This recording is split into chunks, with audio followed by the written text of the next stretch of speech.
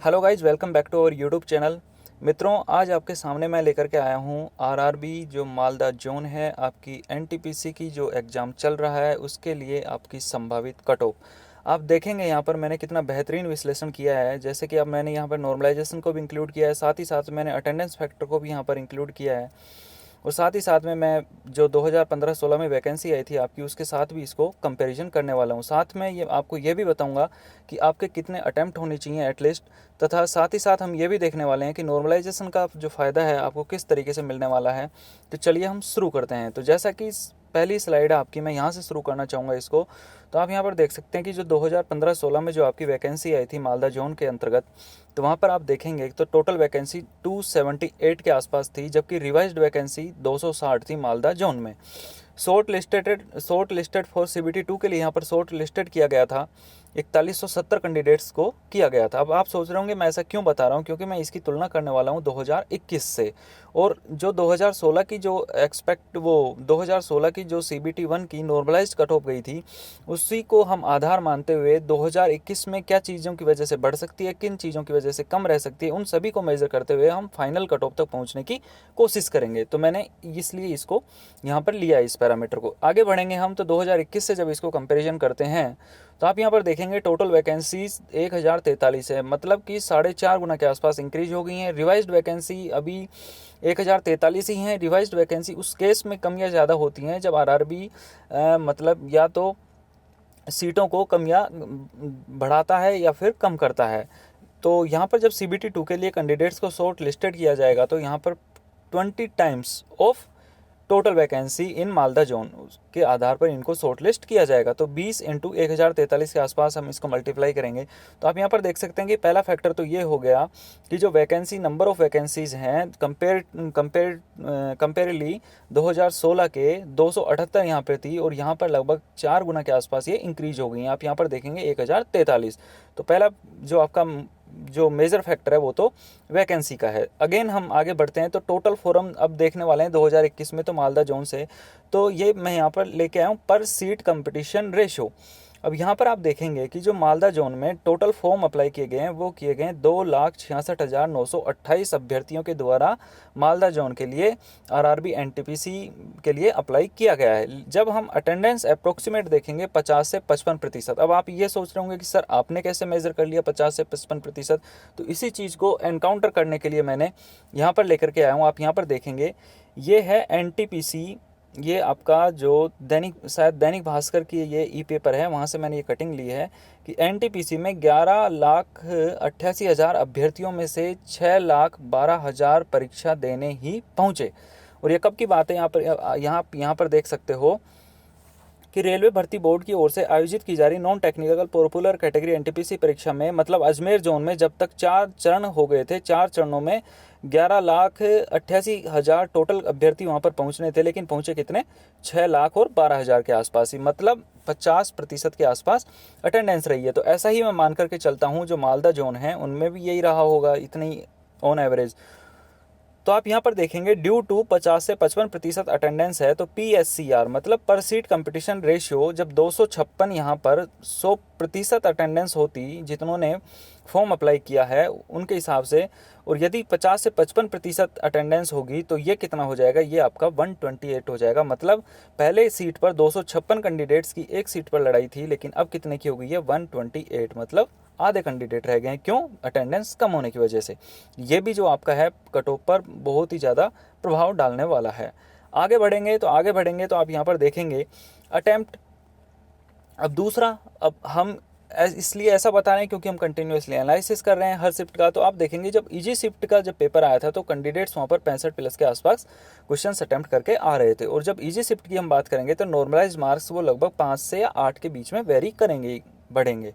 ठीक है, हालांकि नॉर्मलाइजेशन का फॉर्मूला बदल चुका है पहले से, लेकिन मैं उसके पर भी एक डिटेल एनालिसिस बताऊंगा, बिल्कुल कंपैरिजन करके कि क्या फैक्टर होने की वजह से बढ़ सकता है, क्या कमी हो सकती है। मॉडरेट शिफ्ट की बात करें, यदि आप 55+ के आसपास अटैम्प्ट कर रहे हैं, मतलब रो मार्क्स आपके बन रहे हैं या फिर 55+ अटैम्प्ट उन्होंने किए हैं, तो वहाँ पर नॉर्मलाइजेशन जो बढ़ने के चांसेस हैं वो 8 नंबर से लेकर 13 के बीच में वेरी करेगा। हार्ड शिफ्ट 40 के आसपास आरआरबी मालदा के लिए हम बात करेंगे, यहाँ पर नॉर्मलाइजेशन में भी यहाँ पर 12 से 13 नंबर के ऊपर ही बढ़ने वाला है।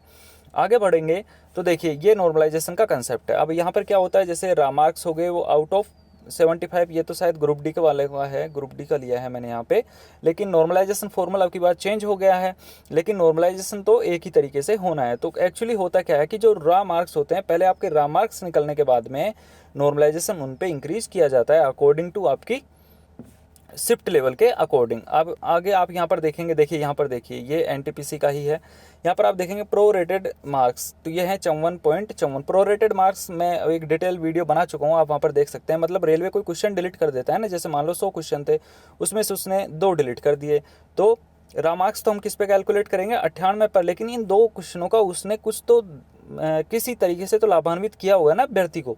तो वो जब मान लो 98 में से आपके रा मार्क्स 60 आ रहे हैं, अब इन 2 की वजह से आपके 1.5 नंबर और बढ़ गया और ये हो गए 61.5, तो ये कहलाते हैं प्रोरेटेड रा मार्क्स। ठीक है, प्रोरेटेड मार्क्स। तो इस तरीके से तो आप देख सकते हैं, यदि नॉर्मलाइजेशन किसी हार्ड शिफ्ट में हो या फिर कोई भी आपका होता है तो नॉर्मलाइजेशन नंबर बढ़ते हैं। यहाँ देखेंगे आप 54 से कितने हो गए 88, लगभग कितने इंक्रीज हो गए आप यहाँ पर देख सकते हैं। आगे बढ़ते हैं हम, 34 के आसपास यहाँ पर इंक्रीज हो गए हैं। आगे बढ़ते हैं तो आगे यहाँ पर देखेंगे कि 2016 की नॉर्मलाइज कट ऑफ। अब 2016 की जब हम नॉर्मलाइज कट ऑफ की बात करें, ये है नॉर्मलाइज कट ऑफ, मतलब रामार्क्स आपके रामार्क्स प्लस यहाँ पर हो गया आपका क्या है नॉर्मलाइजेशन, मतलब नॉर्मलाइजेशन में जो मिले उसके आधार पर जो कट ऑफ। जनरल कैटेगरी की बात करें तो यहाँ पर दी गई है 61.87 EWS, ये वाला अभी इंक्लूड किया गया है, इसकी भी हम चर्चा करेंगे। ओबीसी के लिए यहाँ पर नॉर्मलाइज कट ऑफ गई थी 48 से 42 के आसपास, 48.42, एससी के लिए 43.11 और एसटी के लिए कितनी थी 31.89। अब हम देखने वाले हैं यहाँ पर 2021 की एक्सपेक्टेड कट ऑफ क्या जा सकती है। तो चलिए हम इस पीछे वाली 2016 पे चलते हैं और इसके आधार पर चर्चा करते हैं। तो पहली चीज़ तो हमने यहाँ पर देखी अटेंडेंस की वजह से बढ़ेगी।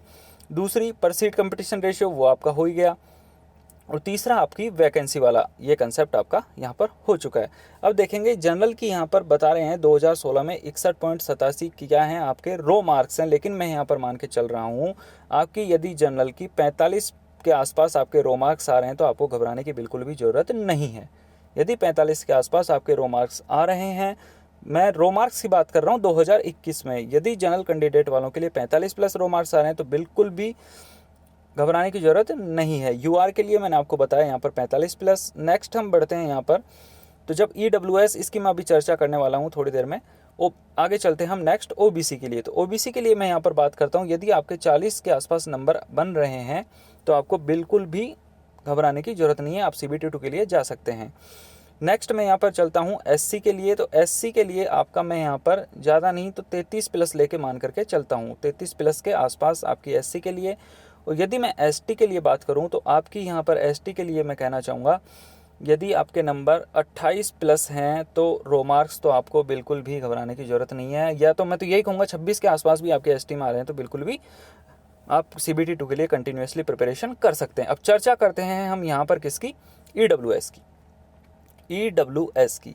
अब EWS मैंने जनरल के लिए जो बताया आपको, जनरल और जो भी आपका OBC जो मैंने बताया है, जनरल की मैंने यहाँ पर 45 प्लस रा मार्क्स की बात की है और OBC की यहाँ पर मैंने 40 प्लस रा मार्क्स यदि आपके आ रहे हैं तो कोई दिक्कत नहीं है। तो EWS की मैं यहाँ पर चर्चा करूँ तो EWS आपका मेरे हिसाब से अकॉर्डिंग टू मी ये आपकी वेरी करने वाला है 40 से और 45 के बीच में आपका EWS वेरी करने वाला है। तो आप कंटिन्यूसली मैंने आपको बता दिया है, आप बिल्कुल प्रिपरेशन कंटिन्यूसली रखिए, CBT 2 के लिए बेहतरीन तैयारी करिए। और हम आपका आगे जैसे ही ये थोड़े फेज़ के एग्ज़ाम हो लेते हैं, अभी जैसा कि 5वां फेज़ का कुछ अंतिम चरणों में चल रहा है, 6 फेज़ का थोड़ा बहुत आने वाला है, उसके बाद हम भी शुरू करने वाले हैं प्रैक्टिस सेट आपके लिए बहुत ही बेहतरीन एनालिसिस के साथ में। तो मैं आपसे एक बात ज़रूर कहना चाहूँगा कि जिन लोगों ने अभी तक चैनल को सब्सक्राइब नहीं किया है तो प्लीज़ वो चैनल को पहले सब्सक्राइब करें, क्योंकि मैं ये देख रहा हूँ कि लोग कंटिन्यूसली वीडियो को देखते हैं पर उन्होंने सब्सक्राइब चैनल को अभी तक नहीं किया है। तो मैं आपसे ऐसी आशा करता हूँ कि आप ज़रूर चैनल को सब्सक्राइब करेंगे। यदि वीडियो आपको पसंद आया तो वीडियो को लाइक कीजिए, चैनल को सब्सक्राइब कीजिए और वीडियो को ज़्यादा से ज़्यादा शेयर कीजिएगा। और आप किस जोन से या फिर जो भी आप चाहते हैं आप कमेंट बॉक्स में कमेंट करके बता सकते हैं कि सर हमें नेक्स्ट जो वीडियो है इसी तरीके से इसी जोन पर आधारित होना चाहिए। Thank you so much and best of luck. धन्यवाद।